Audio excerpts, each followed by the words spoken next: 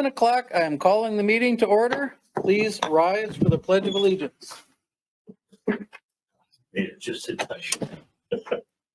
Pledge allegiance to the flag of the United States of America and to the republic for which it stands, one nation, under God, indivisible, with liberty and justice for all.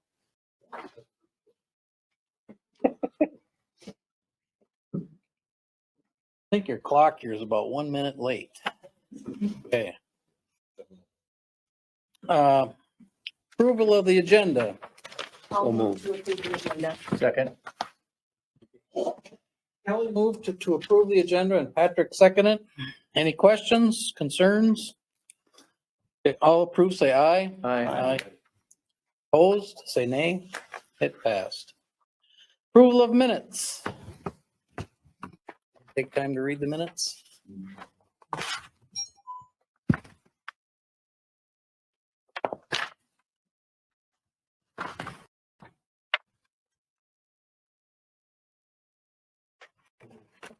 Second.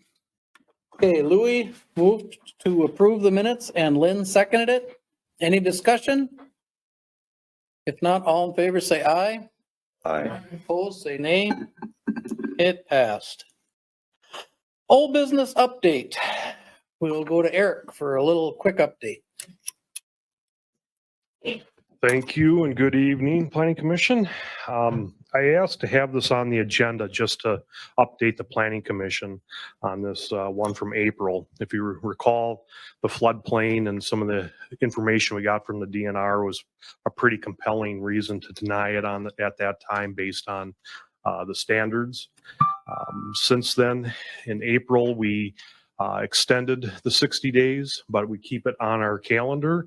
And this month it was kind of prudent to at least take an action on it. In this case, staff is aware of the applicants meeting with the DNR and having conversations. They've hired an engineer with G Cubed and they're working their way through the Minnesota DNR offices, and there might be FEMA involvement with this too. They've submitted me some preliminary information, about 20 pages of engineering and hydrology, and they're making a pretty compelling case that it should be considered flood fringe. I'm letting that process play out. So where I left it, they'll also have an attorney involved. And I said today was kind of crucial because this group will not meet again when the full 120 days is up. So today was kind of a crucial date. I did receive an email from the attorney and they have indicated to the department that they would like to waive the 60 days at this point. They also would say that a reasonable expectation is that it might move in 30 days or 60 days. We'll just have to wait to see how those discussions go. But as far as now alleviating ourselves from making a quick decision to eliminate the risk of a default approval with the 60-day law, we do have this kind of legally buttoned down now at the point. So I just wanted to bring that to the Planning Commission, get these side notes in the minutes that this is what it is. And I don't believe we need a motion or anything like that. It's just essentially will remain tabled until we bring it back when it's ready to go. So that was the update regarding that application. Okay, thank you. Yep, thank you. Okay, docket PC 0421-2203. Doug Stanton. So I suppose, Eric, you just go ahead and. Yep. No. Stay up there again. Wrong one, sorry. PC, sorry about that. I read the wrong one. PC 06-16-2201. Harold Brummer. Still you up here.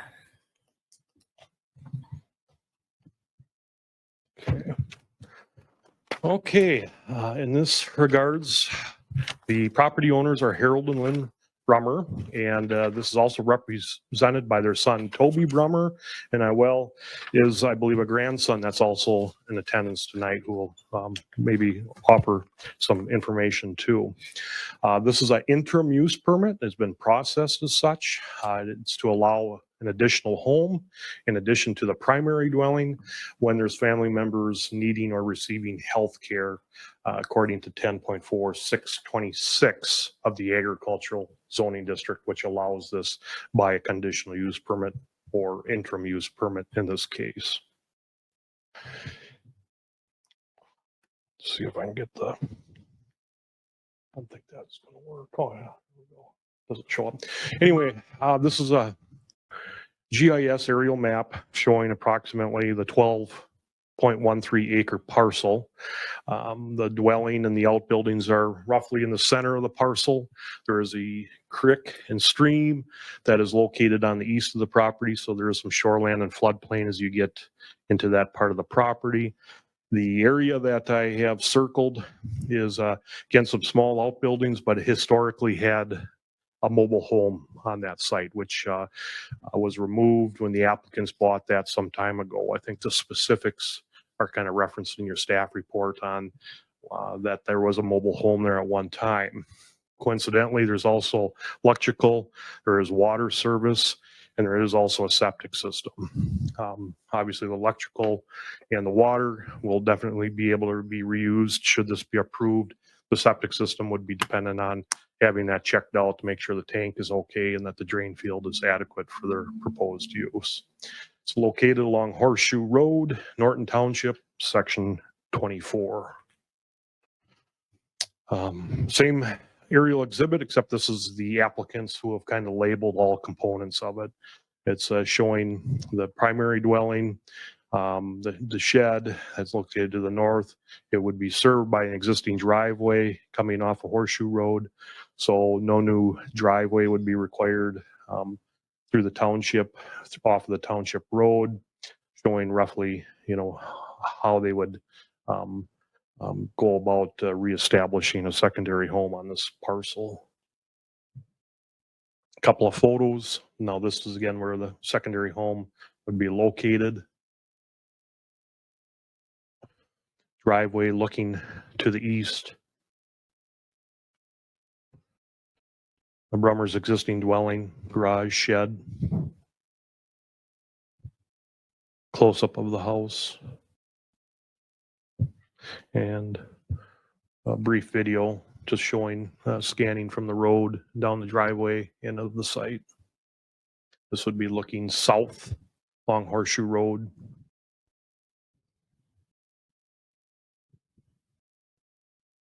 Again, that would be where the secondary home would be reestablished. Driveway coming off roughly where the Ford is parked. We're looking kind of back to the north, back in the valley towards, that'd be, I guess, towards 248. Then there's bluff, steep slope immediately across the road on the west side of the property.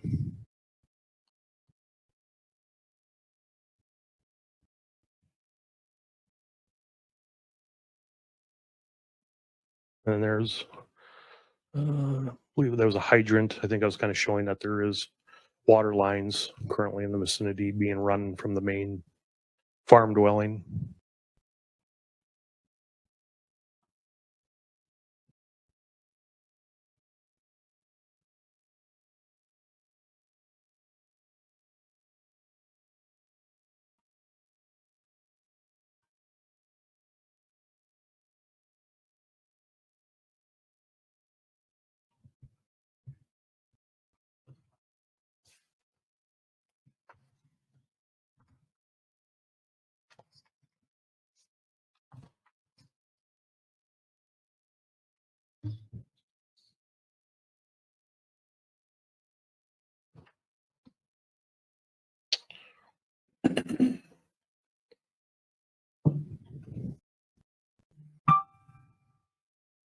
Okay, you can cease the video.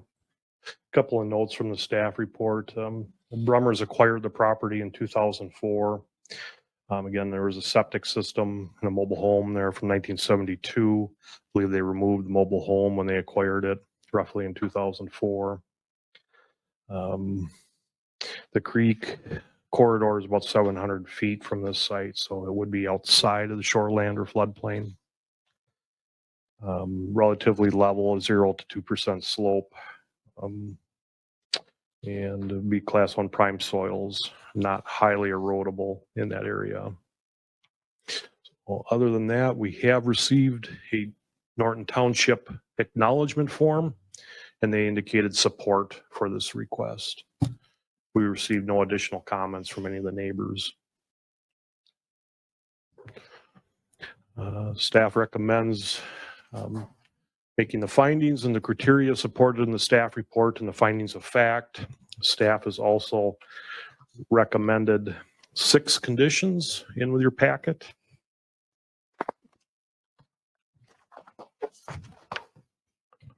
And with that, I guess I'd take any questions.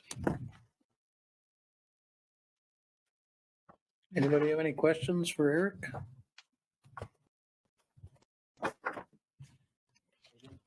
No. Where was the sewer hookup according to the property there? There is an existing septic.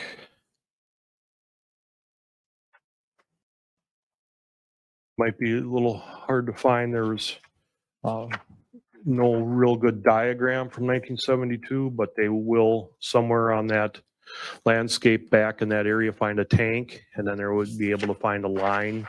And there was, I think, according to the permit that was issued in 1972, I'll pull up that staff report. But there was, I believe, a couple 100 feet of drain field too. They did go with a rock trench at that time. So, you know, old system, but still, that's kind of the gold standard as far I'm as just going systems. about is how much you'd have to do if they put a trailer in to hook into it. I mean, they gotta, The sizing would be adequate still. I mean, hook up from the trailer to the tank. Yeah, that's what they'll have to find. It's just to see, make sure, you know, that the elevation is right and, you know, that those type of things. So.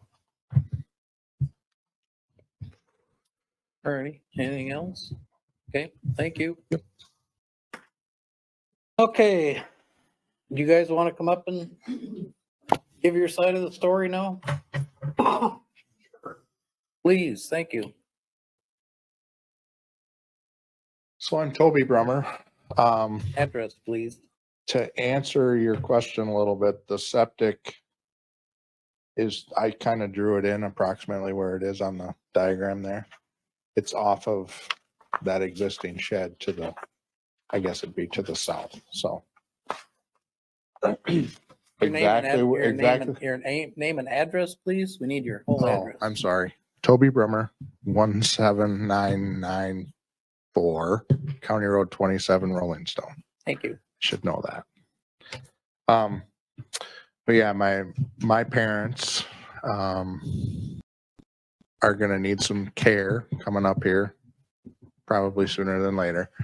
And my son Carter, who wants to end up at this place anyway, said, how about if we put something down there and I can help take care of them so they can stay there. So that's why we're before you today. So I don't really have anything else to add except kind of where the septic is. And we'll get it checked out and make sure it's all good. So. Anybody have any questions? Toby, I mean, Yep. if it doesn't pass, you'll put a septic We'll in. have to put a septic in, yeah. Yeah. Anybody else have any questions for him? Not a question, but just a comment. I applaud both of you for your forward-looking approach on that. That's a pretty cool deal. Thank you. Thank you. We want to let them be able to be there as long as they can. So. Good for you and them. Anybody else have any questions for him? Okay, thank you. Yep. Thank you. Jordan motioned to open the public hearing and Second. Mike seconded it. Any discussion? If not, all in favor of opening public hearing, say aye. Aye. Opposed? Public hearing is now open. If anyone wishes to speak for or against the petition, please step forward, state your name and address and what you would like to say. question I have for Stephanie, is anyone online? Or are they no longer considered acceptable to testify in front of one of these? They can still speak. Okay. I am not seeing anyone that is indicating desire to do so. Not everybody at once. Okay, well. If anyone wishes to speak for or against the petition, please step forward, state your name and address and what you would like to say. Crickets. Third and final time, if anyone wishes to speak for or against the petition, please step forward, state your name and address and what you'd like to say.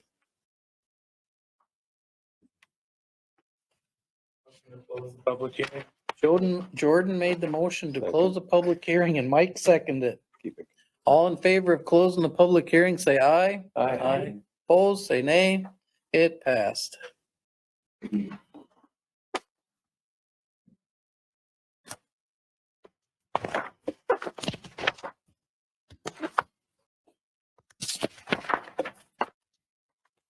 Mr. Chair, I move that we adopt the findings of facts and